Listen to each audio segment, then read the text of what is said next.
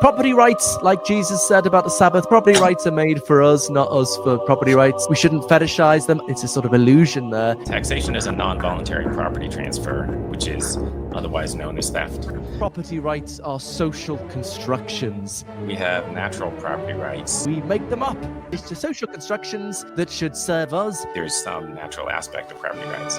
They are mere social constructions that should be shaped. It's not okay for the government to steal money to give it to poor people in the country. Property rights are not fundamental moral considerations in their own. Taking other people's property without their consent is theft. Taxation takes other people's property without their consent, so taxation is theft. Taxation could be justified if, in fact, it's necessary to prevent a complete breakdown of social order. Lots of people have little or nothing.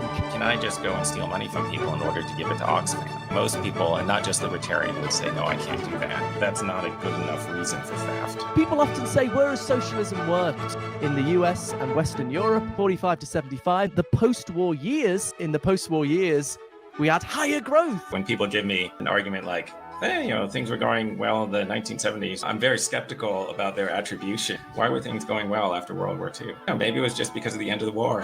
We had a very dynamic economy. We had a massive redistribution. We had strong trade unions. We had high tax at the top. We had strong trade unions. We had a lot of regulation, and it bloody worked well. We had semi-socialism. Semi-socialism? I don't call that socialism or even semi-socialism. The word socialism refers to a system in which private individuals are not allowed to own capital. So the government controls capital. And it goes a lot better when private individuals are controlling it. The average tax rate in the US between 1930 and 1980 was 81%. That was misleading.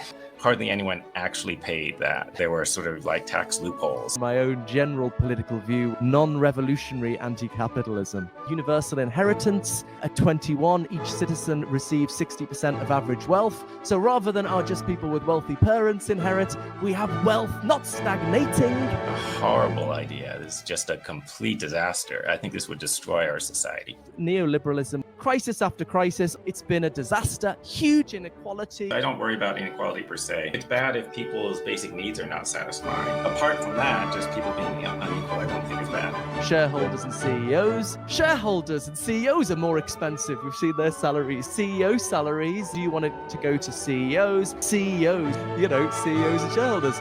It's plausible that the wealth redistribution would be overall harmful. If you redistribute money from the high-income people to the low-income people, then you're reducing the rate of investment, which reduces the rate of economic growth. In the short term, it might seem like it's worth it. In the long term, that could have a huge impact. This had been the case for most of history. A small number own almost everything. We managed to change that. There's a lot of people worrying about how to distribute the resources when there's a shortage of something valuable. The main thing you should be thinking about is how do we get more of it?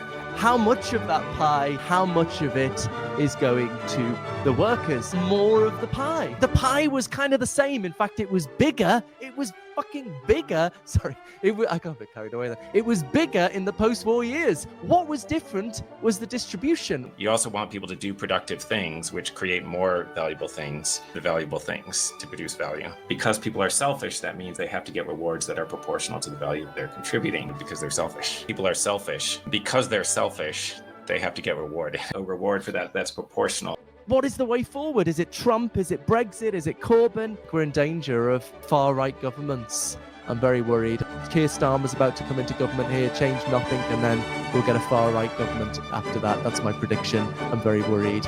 We need to do something. Most value is produced by current productive activities. That's mostly produced by productive activities more generally. Productive activity to make it so that people want to produce more, because that's not productive, that doesn't increase the amount of value. Some people doing important jobs like care workers who don't have enough money to live on, whilst, the Duke of Buckinghamshire, great-great-great-grandparent with William the Conqueror, has tens of thousands of acres. Let's have a huge land tax, take all the money off these dukes who own half of England. The main thing you should be thinking about isn't how do we distribute the amount that we have. We can decide as a society through our tax system